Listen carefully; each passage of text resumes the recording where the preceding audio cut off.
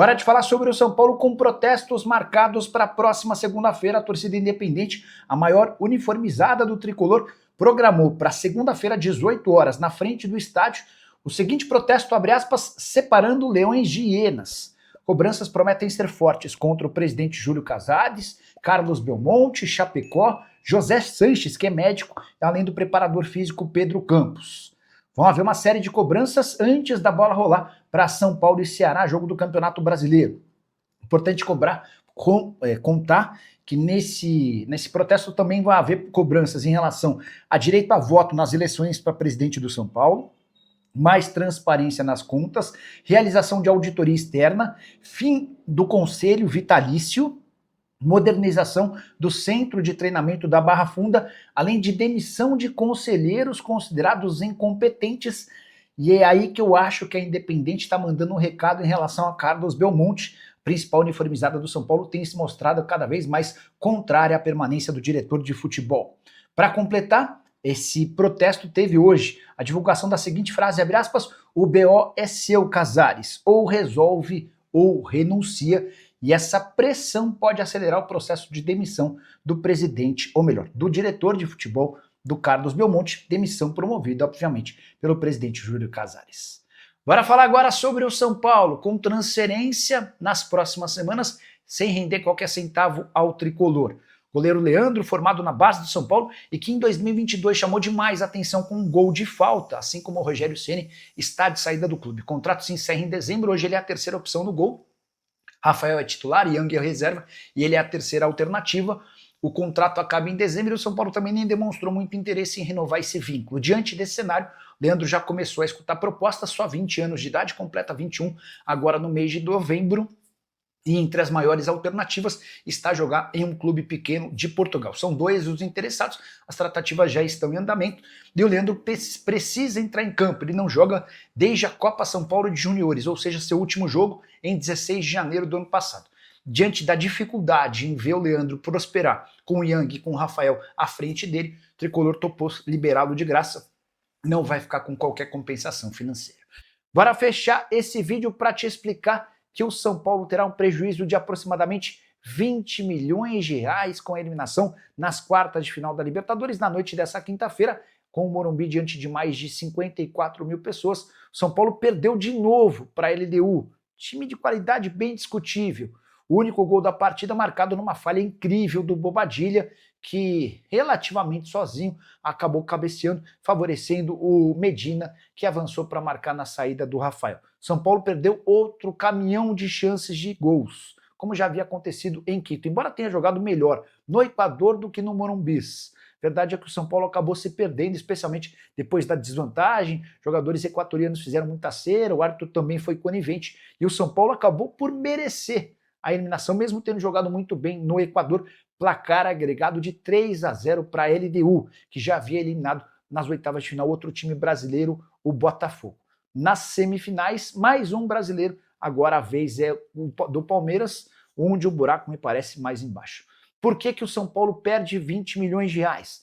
A passagem para as semifinais assegura 13 milhões de reais de prêmio da Conmebol. Além dessa grana, o São Paulo calcula 7 milhões de reais de bilheteria líquida numa semifinal, se tivesse passado, confronto contra o Palmeiras, gigante, enorme, de muita expectativa. Pois bem, quero registrar que nessa quinta-feira, diante de 54 mil pessoas, o São Paulo conseguiu uma renda bruta de 8 milhões de reais, estimativa de ter ficado com mais ou menos 5 a 5 milhões e meio de reais. Só para completar, registrar também que a partir de agora, resta ao São Paulo apenas a disputa do Campeonato Brasileiro, onde vai precisar terminar entre os 6 primeiros para sonhar com classificação para a Libertadores da América do ano que vem. Nesse momento, o São Paulo é o sétimo. São 35 pontos conquistados, 2 a menos do que o Bahia, mas com um jogo a mais do que o tricolor da Bahia. A última sobre o São Paulo. Hernan Crespo fez 4 partidas no lugar do Zubeldia na Libertadores da América. 2 empates contra o Atlético Nacional e classificação no pênalti, 2 derrotas para a LDU. Preciso contar ainda que nas imediações do Morumbi, logo depois da partida, já pudemos ver pichações, como fazendo referência ao time pipoqueiro, fora Belmonte e fora Casares. O que você pensa sobre a eliminação do São Paulo. Quem são os principais culpados? Acho que o departamento de futebol tem muita culpa nisso, por montar um elenco caro, mas que não conseguiu estar bem saudável para os jogos mais importantes. Lucas Moura, Oscar, Luiz Gustavo e Caleri custam juntos 6 milhões de reais por mês.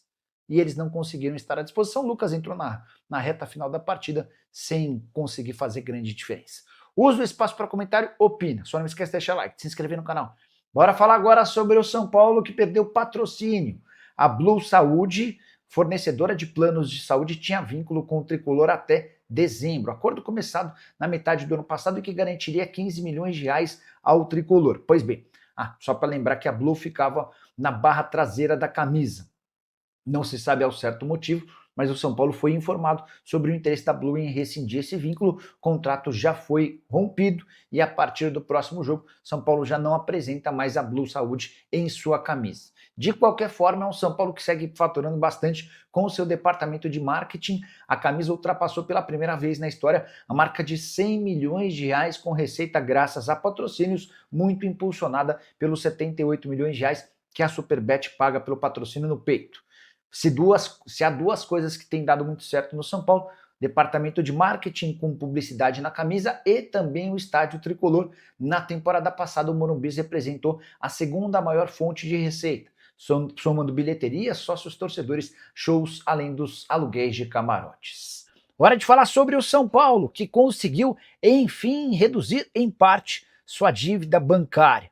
São Paulo tem hoje como um dos seus grandes problemas a enorme quantidade de dinheiro devida a bancos, que causam juros extraordinários. Pois bem, no primeiro semestre de 2025, São Paulo conseguiu reduzir em 16,7% seu endividamento com bancos. Os números constam no relatório gerencial do FIDIC. O FIDIC é um fundo criado pelo São Paulo e que ajudou demais na redução dessa dívida bancária, até porque o São Paulo já captou cerca de 135 milhões de reais e parte dessa grana foi justamente para a quitação dessas pendências bancárias. O passivo do São Paulo caiu de 259 milhões de reais para 215 milhões de reais e a expectativa de nova redução até o fim da temporada com a captação de mais dinheiro via FIDIC. Bora falar agora sobre o São Paulo, quinta-feira super importante, confronto contra a LDU, mas queria falar sobre uma compra de jogador, a primeira da temporada, e não foi para o time principal. O São Paulo acaba de fechar a aquisição de Matheus Ferreira, volante de 19 anos de idade que pertencia ao Vasco e fica no sub-20 a um custo de 1,5 milhão de reais. O Tricolor está adquirindo 80% dos direitos econômicos, o Vasco fez questão de permanecer com 20%, imaginando uma venda futura. Importante registrar que todas as contratações no time principal do Tricolor em 2025 não tiveram custo. Essa era uma missão do departamento de futebol diante de toda a dificuldade financeira. Abriu-se uma exceção para o Matheus Ferreira por entender-se que se trata de um jogador muito diferente. Ele já estava no São Paulo, chegou por empréstimo do Vasco. A avaliação foi tão positiva que o São Paulo nem esperou até o fim do ano para adquirir o jogador em definitivo. A compra está fechada. O Matheus Ferreira, inclusive, já se despediu do Vasco nas redes sociais. Jogador que chegou criança a São Januário, passou por todas as categorias de base e também esteve na seleção brasileira. Fala pessoal, estamos aí com atualizações importantes do São Paulo. Se inscreva e ative o sininho para receber mais atualizações do Tricolor. Deixe seu like que é muito importante para o crescimento do canal. Utilize o espaço aqui embaixo para registrar sua opinião. Ficamos por aqui com mais esse giro de notícias. Um abraço e até o próximo vídeo.